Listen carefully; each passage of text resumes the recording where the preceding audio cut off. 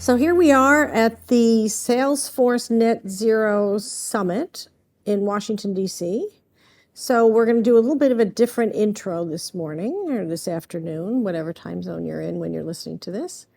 It's a beautiful day in Washington, D.C., but the planet is having some challenges, as you all know. And with climate change and the reporting requirements growing and the SEC now issuing new rules for publicly traded companies, we're here to see what companies are doing, what tools like Salesforce can do to help companies, and what companies who are here are using and how they're going about dealing with these reporting issues and other related climate-related issues. I'm thrilled today to be with Denise Naguib, who is Global Vice President of Sustainability for Marriott. So I'm going to jump in and just not do our usual intro, but I will tell you that this is the Electric Ladies podcast, formerly known as Green Connections Radio, where I interview interesting, amazing, talented women in the energy, sustainability, and climate space who are changing the world.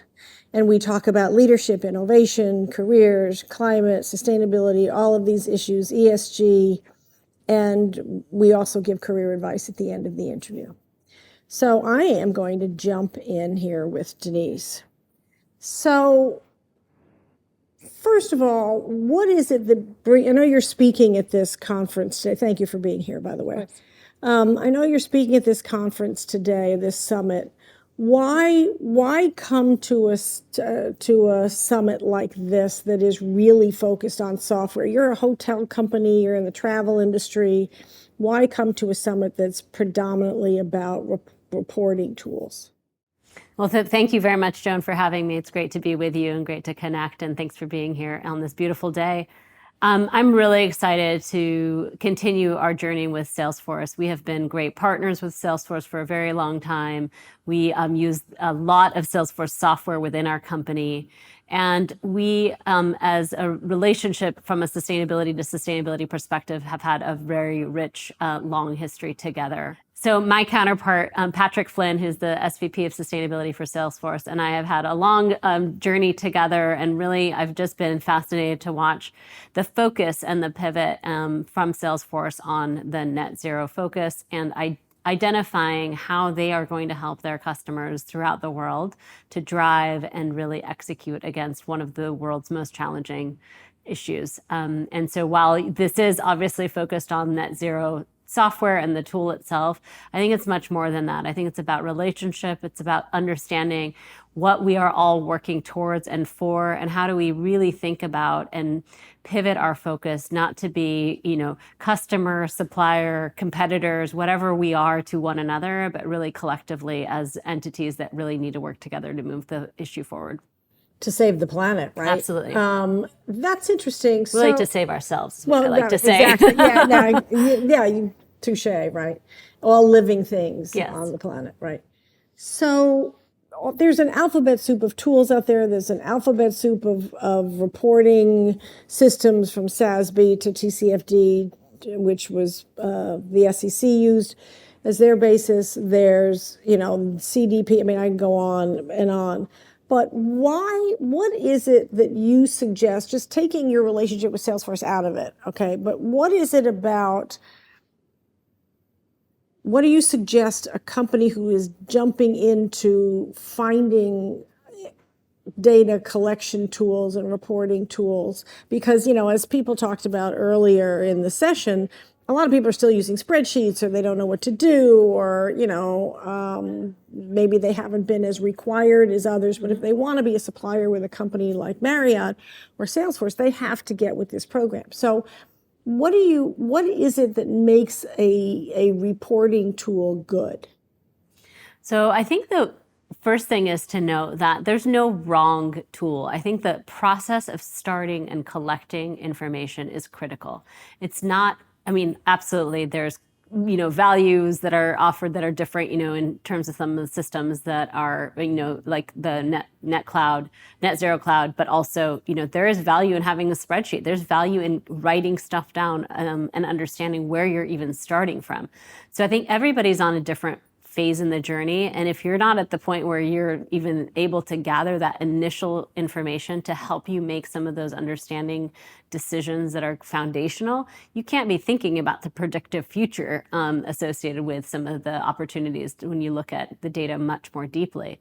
So I think it's really about starting from somewhere, and wherever you are on that sustainability journey, if you are literally don't even know what your carbon footprint is, to you are driving full steam ahead to net zero, there are tools and resources that will help you out there. But I think the idea of just starting with understanding where you are and where are the levers that you can pull to move the needle. Everybody has to do their part and more, and everybody has to work with their stakeholders in and out of the company to move this effort forward. And it's not going to happen by being, totally insular and doing your thing and not even talking about the data that exists today. And while, of course, the SEC rules and what's happening is, creating a lot of angst, I think there's real value in understanding that a level playing field is a really important thing for the world. For us to all be assessed, initially in the US, but obviously with the European nomenclature that's coming out around the same topics, this will help all of us to be better, to track data better, to be able to make sure that we understand our opportunity to make better decisions with that insight. And so I really just think, like, whatever tool that it is that you're using today, Excel or paper or whatever, just starting with the what do I know and how do I make change in what I know today, and use the tools and resources around you to make that change through time. And as every one of us gets smarter, we'll get more sophisticated in what we're gathering and how we're using that information to make better decisions. So lots of questions in there. Thank you for that. I totally agree. And I think that it does level the playing field, and it levels the playing field from in preventing greenwashing too, for example. Where companies, up until now, and it's all been, or until the SEC issues their rules, it's really voluntary. And so they can say whatever the bleep they want, or they can just say, the good stuff and not the bad and the ugly, right?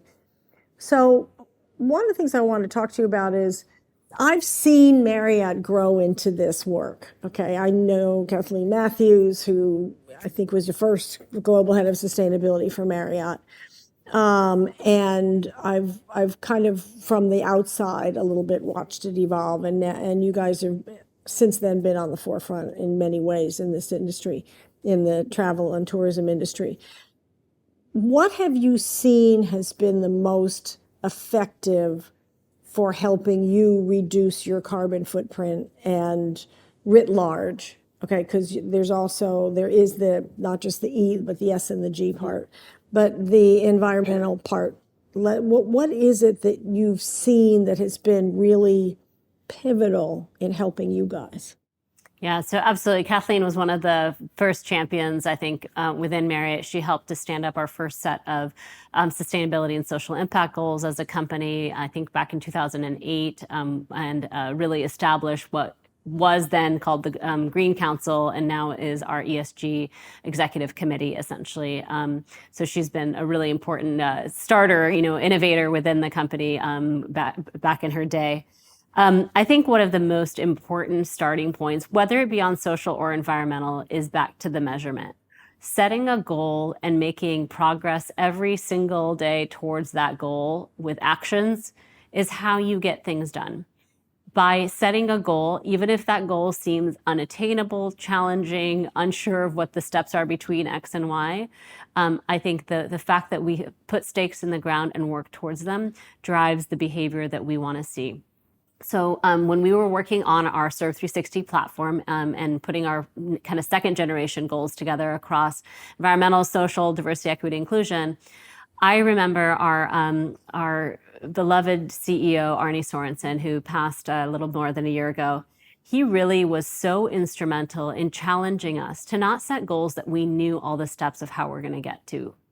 He said to us, if you know the path of how you're going to get and reach that goal, the goal's not good enough. And that really set a framework for how we think about and set and developed our long-term goals under the Serve 360 platform.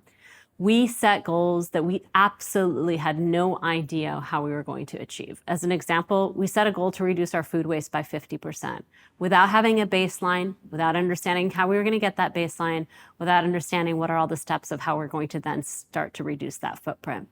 But it was really important. I mean, think about it. The idea that we have the opportunity to cut our food waste in half and the activation that created, both internally within Marriott and within our industry. We worked on pilots as an industry to figure out what are the tools and resources we can leverage together. We developed methodology as an industry to figure out how do we measure food waste and then report that information to customers, just as we had with carbon and water. And that first step of setting a goal and putting that stake in the ground, planting that first seed and watching it grow was absolutely critical to move our entire industry and especially our company moving forward in this one thing. And I can use example after example like that to say, until we put a goal and until we put that effort forward in front of people to say, we're trying to reach that. We're all a competitive bunch. When you challenge people and give them the incentive to do better, they will do that. And so, so I think really just setting a goal and really working towards that, I think is just an instrumental step in the solving some of these really challenging things. So you guys are very dispersed, right? You have different lines of different courtyard or what have you. How do you operationalize that? I mean, you set a goal, somebody, Arnie, may he rest in peace, or, you or whoever sets a goal and it's announced, and then what? I mean, you got to get it down to the, to the housekeeping staff in each hotel, down to the cooking staff in each hotel, down to the front desk and the blah, blah, blah, right? Yep. I mean, I travel a lot, right? And especially pre-COVID, I travel a lot. And there's, all hotels and all systems are not created equal. That's right. So how do you actually get it down to the granular level so that these actions are taking place and then be able to report it up? Yeah, that's a great question, Joan. And yes, we have over 8,000 hotels in, I think, 130 countries. We have 30 different brands that are under the umbrella. We have, hotels, we have homes and villas, we have yachts, and we are absolutely, a growth company, and we have a lot of different paths we can grow to. So I think the way I would say we tackle this is twofold. Yes, setting the company corporate strategy and goals is a really important first step. And then translating that wherever possible down to the individual hotel. So sometimes there are efforts that are all the way down. The individual hotel might have a goal, like one of our goals is to get 100% of our hotels to have a third-party sustainability certification. That's an individual hotel effort, right? We aren't doing it for them. We're not telling them, you need to do X, Y, and Z. We're saying, based on where you are, what type of hotel you are, and where you are located around the world, these are all the different ways by which you can get that third party. These are partners that we have. It's up to the hotel to execute against that, right, with the tools and resources that we've provided. So that's an example of like individual hotel information, education, and, go do your thing. And you're giving them resources they can tap in country. Yes, absolutely. So, there are lots of different certifying agencies out there. We've vetted the ones that we feel are the best ones that will count towards the 100% certification goal. And then we, tell hotels based on where they are to seek out, look at the options and decide which path they're going to take. And then on the back side of that, we have a centralized database that collects the environmental practices and the data for each hotel, one of which is around the certification point. And because so many customers are leveraging that third-party certification to make decisions on their travel, both individual customers and corporate customers, there is financial value for hotels that have that third-party certification. They get put on tops of lists if they are able to deliver against that third-party certification. So we help them understand that. So that's the, the carrot on one side.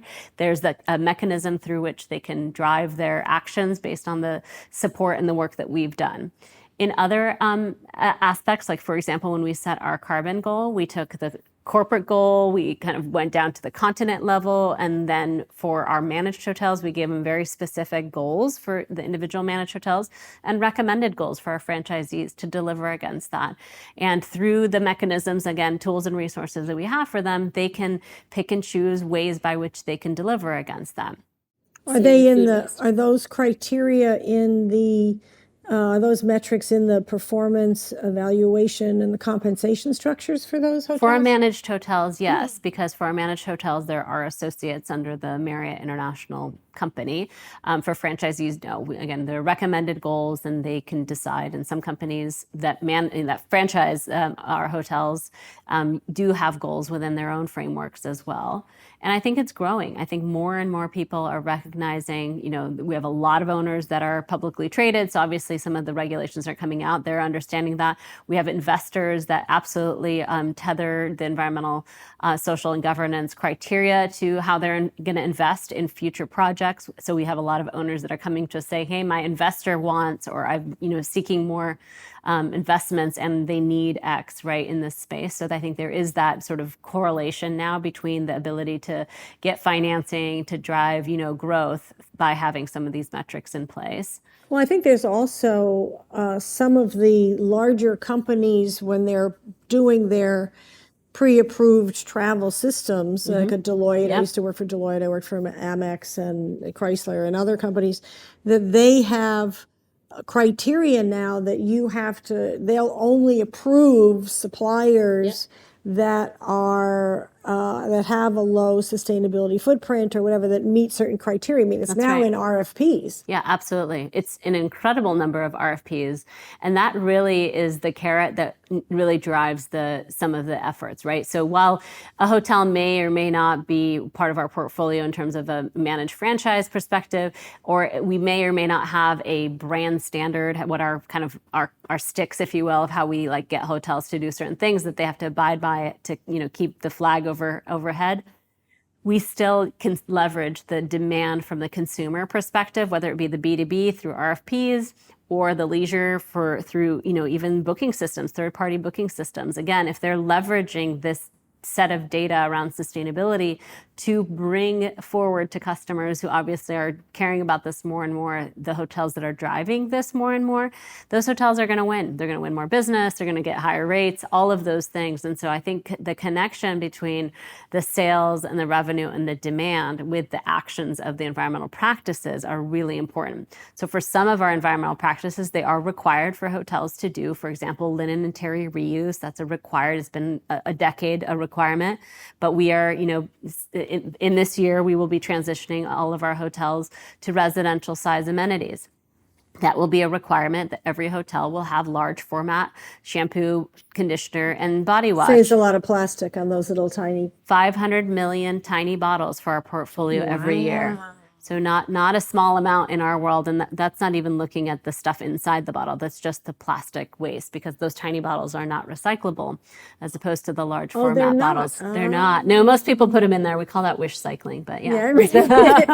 Yeah, I've done a bunch of stories. I like that, wish cycling. Yes, I'm going to borrow that. Please, it's a common term. It's not mine, but it's So many questions going through my head, but before I forget, you talked a lot about the hotels, you have these, my word, best practices. So do you have a database where, a hotel in Kenya can tap the same possible systems that a hotel in San Francisco or DC or London can? Yes, absolutely. We have an intranet, so an internal website basically that has all the different tools and resources for our hotels to tap into. We also, there's something called business councils, so leadership groups within markets. We have over 100 business councils where it's general managers in communities, in markets. And one of the focus areas is Serve 360, our sustainability and social impact platform. And so they leverage each other. My team and I, communicate to business councils regularly to share latest and greatest best practices. And so they leverage that for communication and actions within their worlds. General managers talk to each other a lot and figure out how to do things better together. Whenever we deploy a project, we usually have a a proof of concept where we're testing with a handful of hotels. We do a pilot with many, many more hotels before we go global with any deployment. So we kind of bring people along, make sure we're getting it right, make sure we've got the tools and resources right before we ultimately put it out into thousands of hotels. So we use some of our champion hotels for different projects like that. And so there are lots of different ways that hotels can tap into some of these best practices. Just even looking at the list of questions that we're asking them so that we can respond to RFPs and to roll up this information. We've got dozens of environmental practice questions. Individual hotels can use that and see, oh, what am I saying no to, right? What am I not doing today? You don't have to reinvent the wheel. You can say, oh, I'm not doing anything from a, single-use plastics perspective. What are some of the ways by which I can make it pivot in this? Or, hey, I haven't changed my my lighting to LEDs. Like that's a way that I can make an impact. And, most of the time, many of these things have returns on the investment as well. So I think that all of our hotels really do have multiple access points in the region, at corporate, online, and with each other to really move the needle on some of the work that we're. That's such a good point that they can deconstruct the questionnaire to see where they need to focus. That's such a really good point. You said several things there that I'm interested in. I want to talk a little bit. I want to find out more about Serve 360. But do they? Well, let's just talk about Serve 360 because I could talk to you for about 8 hours, and I'm trying to resist doing that. Talk about Serve 360 a little bit, and is that looks like it's ESG. It's not just okay. So and there's a lot to get into that, right? But talk a little bit about Serve 360, and is that public or is that just internal? That's public. So Serve 360 is our sustainability and social impact platform that we launched in 2017. It really set the framework as we merged with Starwood, became the largest hotel company in the world, and it really set us up for our long-term sustainability and social impact goals. Most of them were out to 2025. So when we launched them in 2017, it's divided into 4 coordinates, we like to call them. It's the public-facing view of it is a compass. So you can see 4 north, east, southwest, the 4 coordinates. So north, or nurture our world, really focuses on how we deliver in the communities where we operate. So volunteer hours, commitments to benefiting the communities. It also includes our focus on nature-based solutions and biodiversity. The second coordinate, S, or south, the sustain responsible operations. Sustain responsible operations really looks at how do we function within our 4 walls, how do we drive sustainability. So this is everything from our environmental impacts, like reducing our carbon, our water, our waste, including food waste. It's looking at responsible sourcing, how do we buy better products, and our commitments around sourcing products in certain categories. It's looking at our built environment, as I mentioned, the goal to get 100% of our hotels sustainably certified, but also to drive some of the change within the design standards, which while we don't build our own buildings, we develop those design standards for all the different brands. And it's really addressing our climate risks and thinking about that. So recently we've announced that we're working towards setting a science-based target and reaching net zero no later than 2050. Our third coordinate is the east, or empower through opportunity. And that's really thinking about how do we leverage our size and scale in our sector to bring in historically disadvantaged individuals, both in our associate base, so making sure that we are bringing in diverse communities into our associate base. We also look at it from a supplier perspective and how do we drive diversity within our supply chain, and leveraging that power. Example right now, how do we make sure that as there are significant refugees associated with the Ukraine crisis, how do we bring them into the workforce so that they have jobs and meaningful work that they can participate in? We've done similar programming with Afghan refugees in the United States as that crisis was unfolding, to be able to give people pathways of work. So many associates throughout our company started in hourly positions with our company and have the opportunity to grow, because hospitality, there isn't an impediment necessarily from an education perspective to get in the door. And so we really do believe that the power of empowering people, either as suppliers or employees with us. Well, and it gives them dignity, and it gives them an anchoring, so they feel like it takes away one of the unknowns and that's scary, Absolutely. right? Yeah. And I want to talk to you about that Yeah. crisis too. And the And fourth one? Fourth one is welcome all and advance human rights. So again, as a hospitality company, we feel very strongly about our doors being open to all. So understanding our value from a diversity perspective to bringing in people from all over the world, peace, cultural understanding, and then really addressing the very challenging issue of human rights concerns throughout the world, and specifically human trafficking.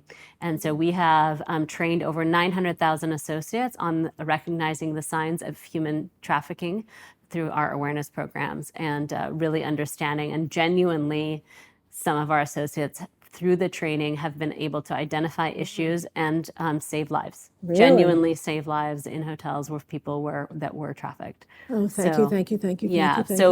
Overall, those four coordinates really frame up the goals and the efforts for our ESG platform. It is the direction we focus on and really guide our efforts on. So, if it doesn't sort of fall into this area of focus, it's really not currently material to the company in terms of the opportunity to really drive change. We have goals, time-bound metrics around each of these areas to really make sure that we are focusing on and driving in the right work. What are your employees? I mean, how do you tap into the culture there? How do you understand that, S is the hard part. I mean, a lot of the environmental stuff, I mean, how much, you look at your electric bill, you look at your water bill, so et cetera, et cetera. But what about the S part? I mean, how are you understanding what the values of your employees really are? I mean, I'm sure you have employee surveys and such, but I've been in big companies with those, and to be frank, some people don't always tell the truth, and and they're not always. So how do you match what the employees really want with what the image is of Marriott?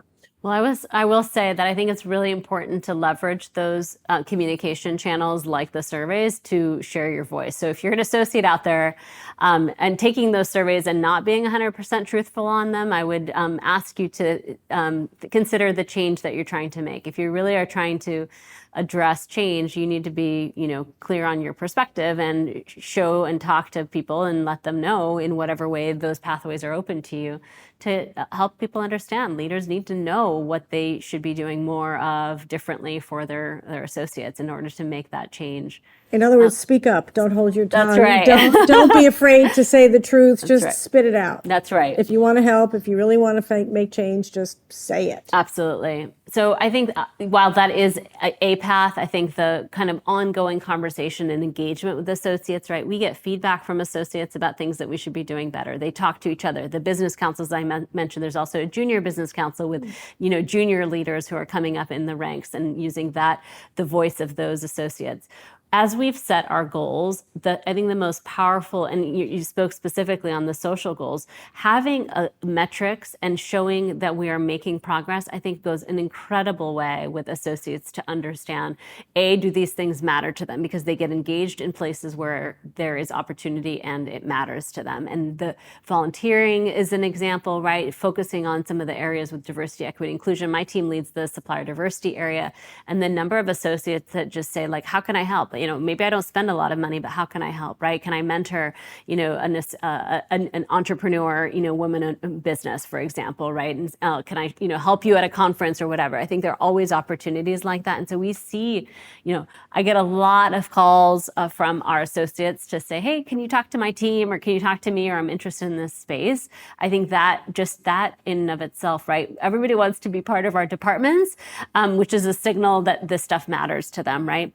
On the front end, we hear it very clearly from our recruiters and university relations specifically that these are values that people are asking about in the hiring process and expecting as they become part of our associate base. So I really do think we get a lot of voices into it, and that, the more effectively we can communicate both the opportunity for associates to get involved and then the progress we're making as a company, I think we are seeing the value of that and the impact that that's having on people to feel like, yeah, this is real. They're not just a bunch of words on a page, but there are stories. I mean, our Serve 360 report is full of just amazing stories of associates doing incredible things. It's not about what the corporate team is doing. It's about individuals on the ground at hotels around the world that are making meaningful change. Yeah, I've had some executives tell me that when other people in other departments are interviewing talent, they've called them and said, "Hey, can you spend 10 minutes with so and so? They're asking about our sustainability, but even if it's like somebody for IT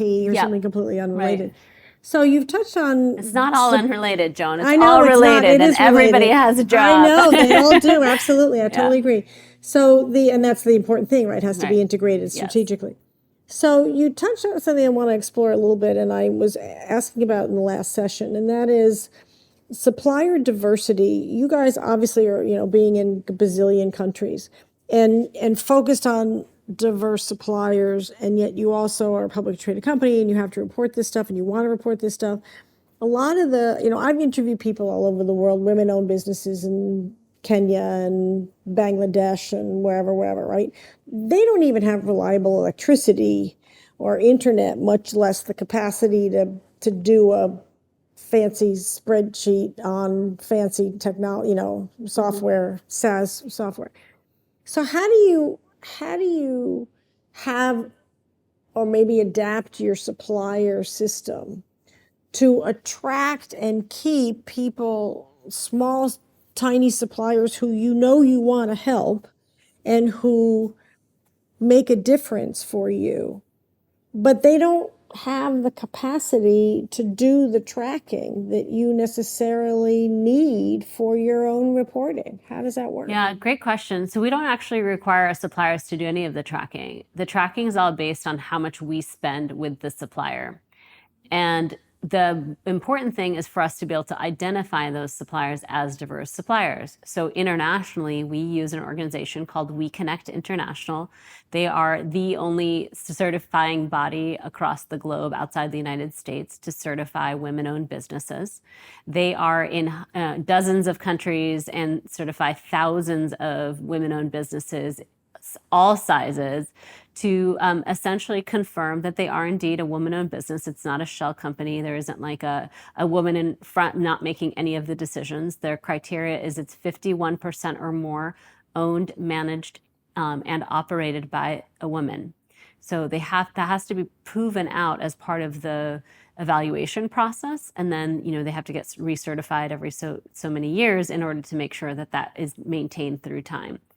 And then we identify, that's what We Connect certified supplier, or in the United States, it could be a different organization like We Bank is the women-owned business in the U.S., or an LGBT-owned supplier, or a minority-owned supplier, or veteran-owned supplier. There are certifying bodies that we trust, and we leverage that information. So if we find out a supplier of ours is not certified, we will encourage them to be certified through these processes. Yeah, those can be expensive though too. Virginia and the SBA, I think, have self-certification too. There is self-certification, yep, and obviously some of our suppliers do have that, and then there are opportunities, but we have it's relatively inexpensive. It's usually under $500. I thought it was a lot more than that. Nope, and it really does pay dividends for the supplier because they're part of a database. So it's not just about us being able to tap into them and be able to use them, but then other companies can tap into them and say, oh, I'm looking for this widget, and I'm looking for, to try to, diversify the spend with women-owned businesses. If you're not in the system as a certified supplier, we don't have government mandates to report on our supplier diversity program as other companies do. So it is voluntary. It's been voluntary for the 25 years that we've had the program, but it ultimately helps us innovate, to drive competitiveness, to look at things from a different perspective, to have diverse thought in the decision making of products, just like we do in the talent. Well, and it's interesting because a lot of times, I want to ask you one more question, then get some career advice for you before I let you go back to your life. But it's interesting because one of the things that frankly Hillary Clinton found when she had launched the first ambassador for global women and girls, or global ambassador for women and girls, Milan Verveer, was that decisions were being made about women and about women's lives on a consumer level all over the world without any women at the table making the decision. And then they would wonder why it didn't work, why it wasn't adopted, why it didn't X, Y, and Z. And they go, well, duh, if you don't have the person who is going to be Your using target audience, it. right? Yeah, Yes, if you don't have the end user represented at the decision-making table, it's funny how that happens. Yeah. It's like the Nova story, right? You know, naming a car for Latin America doesn't move. Don't go. Yeah, not going to work too well, folks. So, Russia and Ukraine. So you said that you guys are offering jobs to refugees coming from Ukraine. In Europe, In Europe. Yeah. So And they, supporting. right. Okay, so we don't have many coming to the US yet. So how does that work exactly? I mean, do they have to go to, or is that like what happens at a refugee center, or how does that mechanism work? How do they even know that they can apply for a job at Marriott? So I think more broadly, we do have programs that we work with the International Refugee Committee, IRC, who really help us to identify refugees and identify and connect with opportunities. So we have programs in that I mentioned before around Afghanistan and the work that is happening to connect in. So a lot of the humanitarian efforts right now is for hotels around the European communities to be able to offer housing for Ukrainians specifically. I think I'm sure will be, very clear pathways in the future in terms of for employment when those times come. And oftentimes it's with partner organizations that are making the connections between companies like ours and the refugee organizations that are dealing with the on the ground situations. So, but I think holistically, we, have programming like with the IRC here in the United States for refugees to be able to get opportunities and connect in with the open jobs that they can be part of. And again, I think really important, you mentioned it before, in terms of giving people meaningful work and dignity in some of the most challenging times in their lives. Yeah, it just breaks your heart. I was just talking to a woman here at the conference who's from Russia, and her family is split between Russia and Ukraine. And I really feel for those people. So I always like to close our interviews with giving some career advice to mid-career women. Women who have, say, a good, say, 15 years of experience and an education. They know what they're good at. They want to excel. They want to be you maybe one day. But they want to excel. They want to make money. They're ambitious. And they also want to make a difference. So what advice would you give to them? Well, I would say you can make a difference in any role that you're in. I think that is a really important thing to say. It is not about being part of the sustainability or social impact team that only then you can make a difference. Every single role in a company has the opportunity to make meaningful change, whether you are in finance or legal or operations or whatever it is, public relations. I think identifying how you can make that change based on the skills that you bring forward, based on the opportunities that you can get involved in things, I think is really invaluable. So seeking out those conversations to ask people who you feel like, oh, they're making change. Well, how can they leverage your talents? How can they use your skills in the work they're doing? Whether it be, as simple as volunteering for opportunities where it can, or doing a special project because you offer a skill set that group doesn't necessarily have, or making a connection with, whatever might be needed on the other side. I mean, every opportunity is different. But really thinking about, well, what do I bring to the table? What is a talent or skill that I have? And how can I leverage that? I'm not discouraging people from getting into the space by any means, but I think the idea of the only way you can make change is being part of like departments like ours, I think is not necessarily the best lens, because we have to integrate these issues into the everyday, into every role, every department, every division, every company.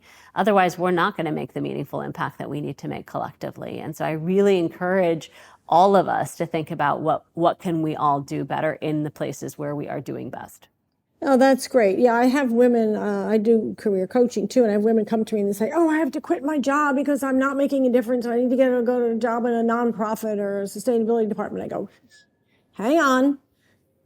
Everybody needs all these skills, and then, as you said, we talked about a minute, they have to be integrated into every aspect of the company. So And find a way to use who you are and make a difference by doing what you're doing.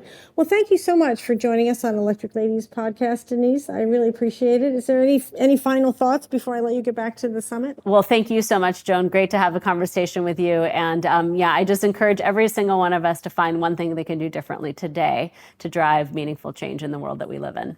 Perfect. Thank you so much. Thank you so much. Appreciate it. Denise Naguib of Marriott Hotels, Global Sustainability VP, on Electric Ladies podcast. So find us anywhere you like to listen to podcasts on our website, electricladiespodcast.com. Find me on Twitter, LinkedIn, Facebook, Instagram, TikTok, anywhere you can find me anywhere. Thank you for joining us. I'm Joan Michelson. See you next time.